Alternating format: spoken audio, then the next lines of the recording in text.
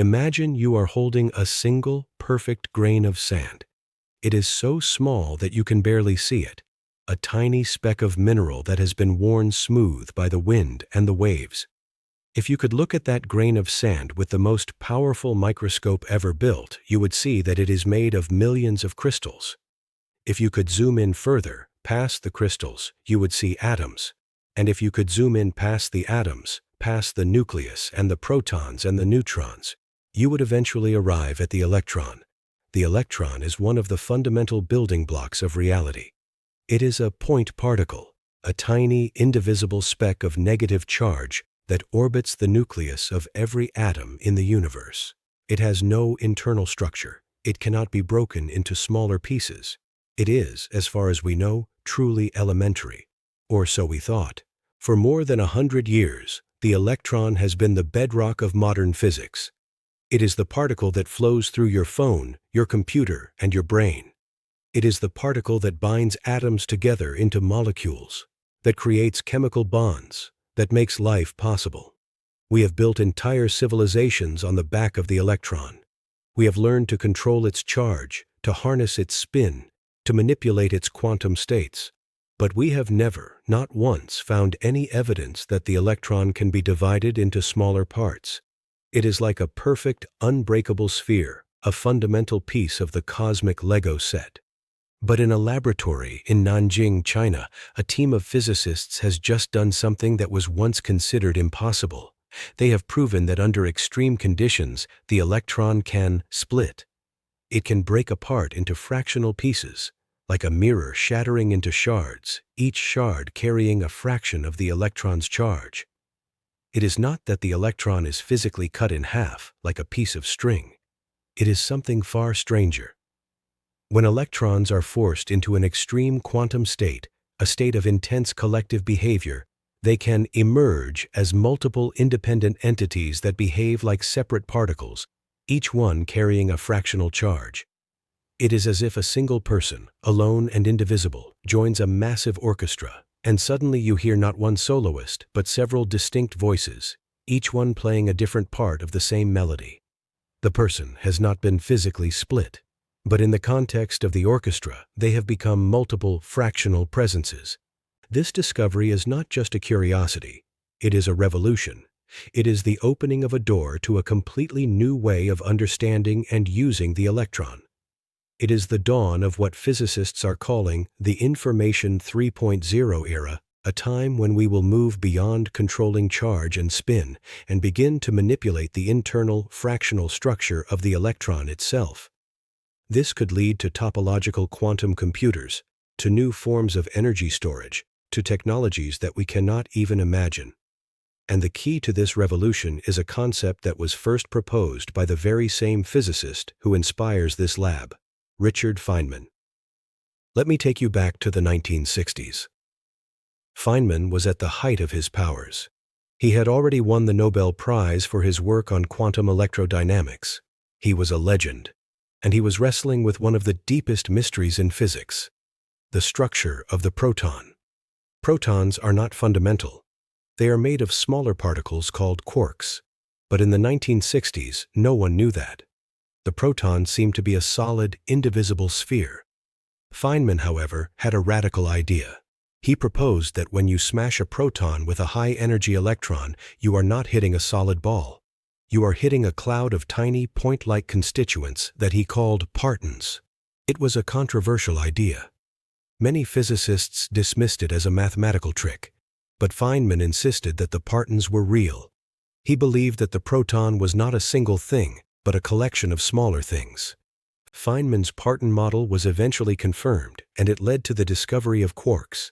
It was one of the greatest triumphs of theoretical physics. But Feynman's idea did not stop there. He realized that the concept of partons might apply to other systems as well.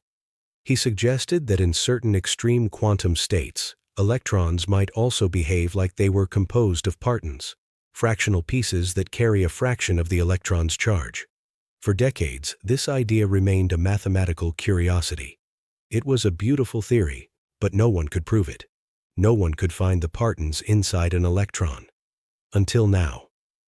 In a paper published on June 22, 2026, in the journal Nature Physics, a team led by Professor Du Lingjie at Nanjing University announced that they had finally done it. They had found the partons inside the electron. They had proven that in the extreme quantum state known as the fractional quantum Hall effect, the electron can emerge as multiple fractional particles, and they had done it using a technique that Feynman himself would have loved. They shone light on the electrons and listened to the echoes. The experiment is a masterpiece of modern physics. The researchers took a semiconductor made of gallium arsenide, a material commonly used in high-speed electronics. They cooled it to a temperature just 0.05 degrees above absolute zero, colder than the vacuum of deep space. They applied a magnetic field that was 100,000 times stronger than the Earth's magnetic field. Under these extreme conditions, the electrons in the semiconductor were forced into a strange, collective state known as the fractional quantum Hall effect. In this state, the electrons do not behave like individual particles. They behave like a single, coherent fluid, a quantum liquid that flows without resistance. Then, the researchers did something brilliant. They built a device that is essentially a miniature particle collider. Instead of smashing particles together at high speeds, they used a laser to shoot photons, particles of light, into the electron fluid. When a photon hits the electron fluid, it can create a ripple, a wave of excitation that travels through the quantum liquid. These ripples are called graviton modes, and they carry information about the internal structure of the electron fluid. By carefully measuring the energy and the spin of these ripples, the researchers could see inside the electron fluid. They could detect the presence of the partons, and what they saw was astonishing. In a single fractional quantum Hall state, they observed not one, but two distinct graviton modes. One mode had low energy, and the other had high energy, with a difference of a factor of 3. They also had opposite spin. This was impossible if the electron fluid was a simple, uniform liquid. A single bell can only ring with one tone. A single electron fluid can only produce one graviton mode. The presence of two modes meant that the electron fluid was not simple. It was complex. It was made of two different kinds of partons, each one oscillating independently. To confirm their discovery, the researchers performed a series of clever control experiments. They adjusted the magnetic field to change the effective charge of the partons. When they made one of the partons electrically neutral, the corresponding graviton mode disappeared. It was like silencing one section of an orchestra. The other parton continued to produce its graviton mode, proving that the two modes were independent. This was the smoking gun. This was the evidence that the partons were real. This was the proof that the electron could split into fractional pieces. Now, let me be very clear about what this means, and what it does not mean. The electron is still a fundamental particle. You cannot take an electron and physically cut it in half. That is not what is happening here. What is happening is far more subtle and far more beautiful. The electron is a quantum object. In the quantum world, a particle is not just a tiny billiard ball. It is also a wave, a field of probability that spreads out through space. When you put a large number of electrons into an extreme quantum state, their individual wave functions merge together into a single collective wave function. In that collective state, the identity of the individual electrons is lost. They become part of a larger whole, and that larger whole can emerge as new fractional particles that behave like they are part of the original electrons, but are distinct from them. This is the phenomenon of emergence. It is one of the most profound concepts in all of physics. It is the idea that the whole can be greater than the sum of its parts. A single water molecule is not wet, but a billion water molecules together are wet. A single neuron is not conscious, but a billion neurons together are conscious. In the same way, a single electron is indivisible, but a billion electrons together, in the right conditions, can emerge as fractional particles. The partons are not inside the electron in the same way that a seed is inside an apple. They are inside the collective state of the electrons. They are a property of the whole, not of the parts. Professor Du Lingjie explained it beautifully. It is like a person joining a symphony orchestra.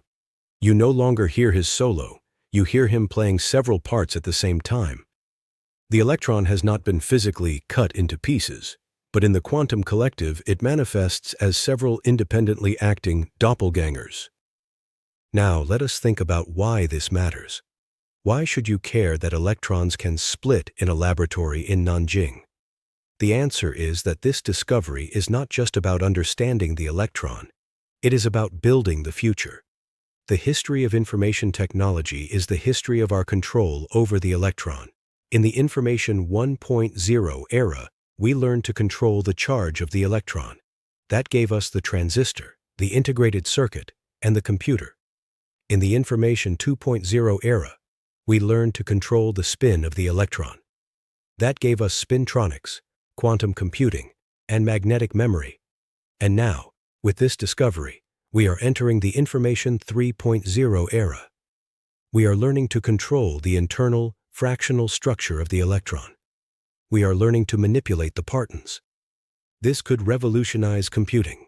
The fractional particles that emerge in the quantum Hall effect are called anyons, and they have a unique property.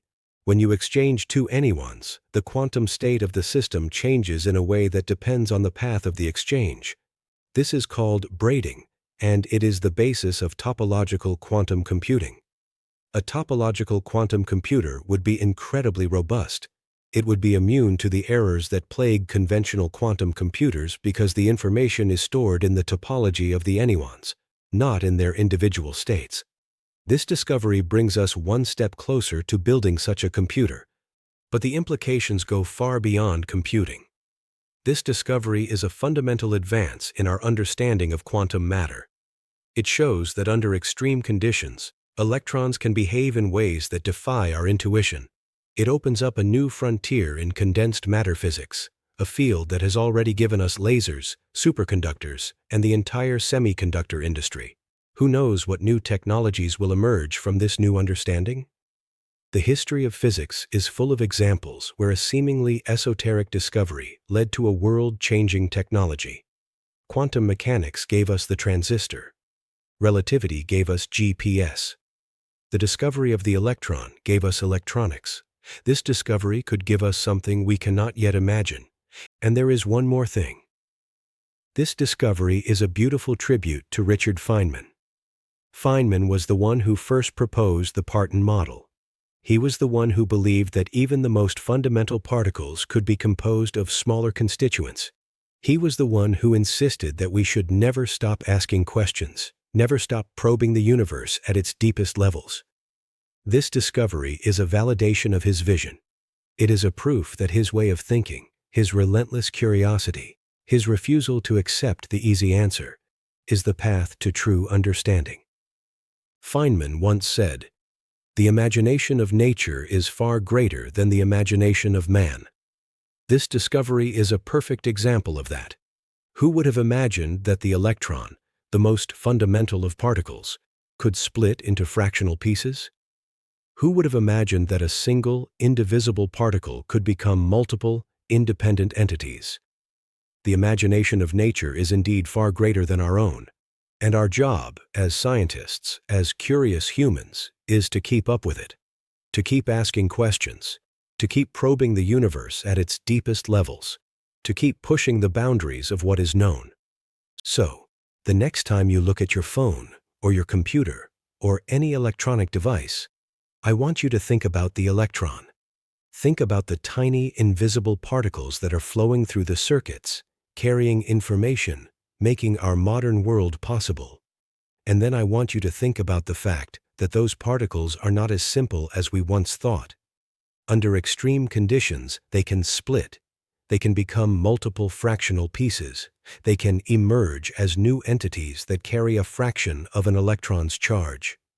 The electron is not just a fundamental particle. It is a gateway to a new world of physics, a world where the whole is greater than the sum of its parts, where emergence is the rule, not the exception. And we are just beginning to explore that world. This is Feynman's Curiosity Lab. Stay curious. Keep asking why. And remember that the universe is always stranger, always more beautiful, always more surprising than we can possibly imagine.